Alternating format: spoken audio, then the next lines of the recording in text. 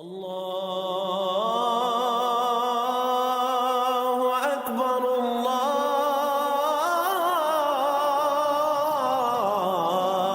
اکبر۔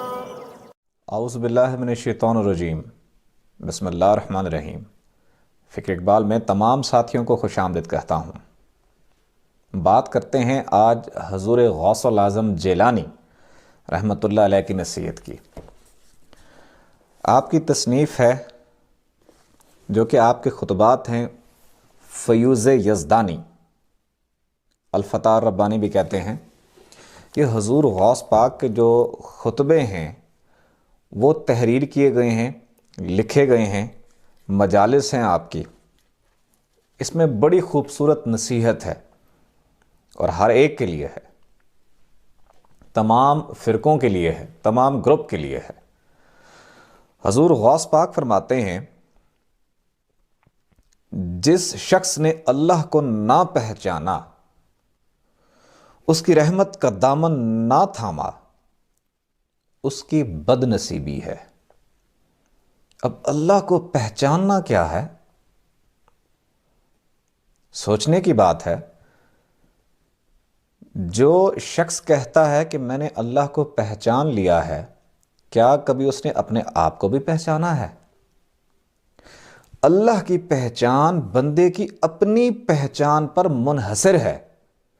اپنی پہچان کیسے؟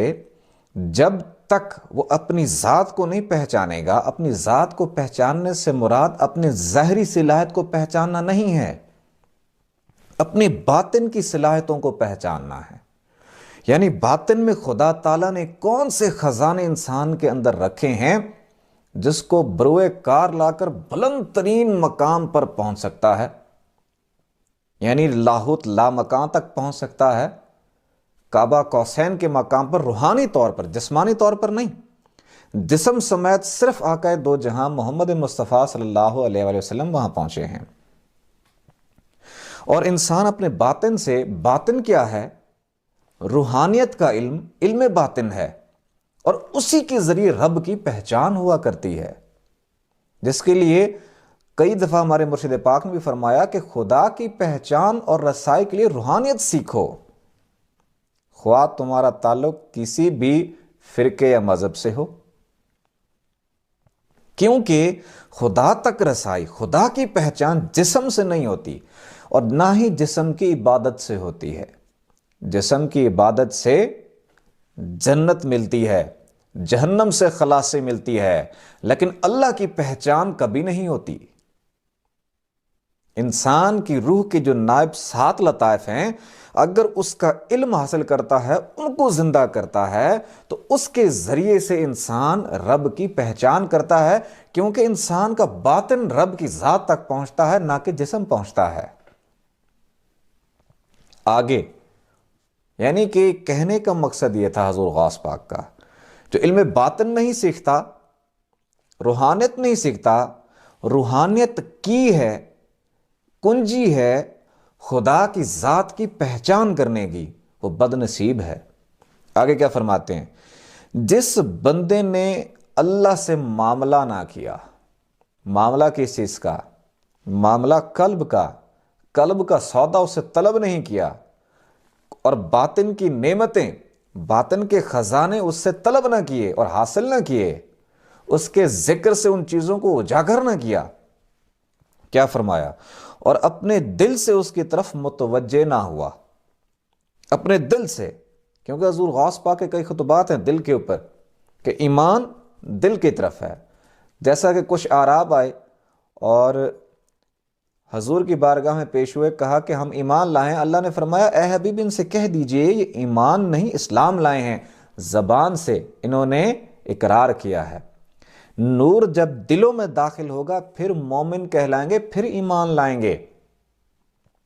جو بندے دل سے رب کی طرف متوجہ نہیں ہوتے، جو دل کا سودا اختیار نہیں کرتے، جو دل کی تعلیم اختیار نہیں کرتے، ان کا ایمان نہیں ہوتا رب کی ذات پر، وہ صرف اسلام لاتے ہیں، اور ان کے دل میں کئی شکوک ہوتے ہیں، کئی شک شبہات ہوتے ہیں۔ وہ نماز بھی پڑھتے ہیں تب بھی شک اور شبہ میں پڑھتے ہیں، وہ اللہ کی ذات کے بارے میں بھی شک میں ہوتے ہیں، جو دل سے رب کے ساتھ سودا نہیں کرتے، جو دل سے رب کی طرف متوجہ نہیں ہوتے۔ وہ قیامت کے اوپر بھی شک رکھتے ہیں، پتہ نہیں آئے گی بھی صحیح نہیں آئے گی۔ وہ موت کے اوپر بھی شک رکھتے ہیں، قبر کی زندگی کے اوپر بھی شک رکھتے ہیں۔ اور جو لوگ حضرت سخی سلطان باہو رحمۃ اللہ علیہ فرماتے ہیں، جو دل کا سودا اختیار کرتے ہیں، جو دل کا رستہ اختیار کرتے ہیں، رب کی ذات، قیامت، موت، قبر، ہر چیز کے اوپر ان کا ایمان پہاڑ کی طرح مضبوط ہو جاتا ہے۔ پھر وہم و گمان کی آندھیاں جتنی بھی آتے رہیں، پہاڑ نہیں ہلا کرتے۔ اور یہی بات حضور غوث پاک فرماتے ہیں، اور اپنے دل سے اس کی طرف متوجہ نہ ہوا، کیونکہ اللہ تعالیٰ کیا دیکھتا ہے؟ حضور نے کیا فرمایا ہے؟ حضور نے فرمایا اللہ تمہاری شکل نہیں دیکھتا، اعمال بھی نہیں دیکھتا، بلکہ جو ہم عمل کر رہے ہوتے ہیں اس کی نیت کو دیکھتا ہے۔ اللہ تمہاری شکل نہیں دیکھتا، اعمال نہیں دیکھتا، بلکہ تمہاری قلب اور نیت کو دیکھتا ہے۔ اللہ جب بھی دیکھتا ہے دل کو ہی دیکھتا ہے۔ تو یہی حضور غوث پاک وصیت فرما رہے ہیں، اپنے دل سے اس کی طرف متوجہ نہ ہوا اور باطن سے اس سے رابطہ نہ کیا۔ اب باطن کیا ہے؟ حضور غوث پاک نے فرمایا، صاحبزادہ جب تو زبان سے ذکر کرے گا تو تائب کہلائے گا، توبہ کرنے والا۔ جب تو قلب سے اس کا ذکر کرے گا تو سالک کہلائے گا، اور جب تو باطن سے اس کا ذکر کرے گا تو عارف کہلائے گا، اور جب تو خود سنے گا کہ وہ تیرا ذکر کر رہا ہے تو محبوب کہلائے گا۔ اب جو باطن سے ذکر کرنا ہے، وہ باطن کیا ہے؟ صرف دل کی دھڑکن اللہ اللہ کرے تو یہ تو سالک ہو گیا، مبتدی ہو گیا، یہ مومن ہو گیا۔ لیکن باطن کیا ہے؟ روح کی نائب 7 لطائف ہیں، 7 لطائف گونج اٹھیں، اللہ اللہ کرنا شروع کر دیں، اور لطائف کے مزید جو 9 نائب ہیں، جسے ہیں، وہ بھی اللہ اللہ کرنا شروع کر دیں، وہ باطن ہے۔ اگر توفیق الہی یا طفل نوری ملتا ہے، وہ بھی ذکر الہی کرتے ہیں تو وہ باطن ہے۔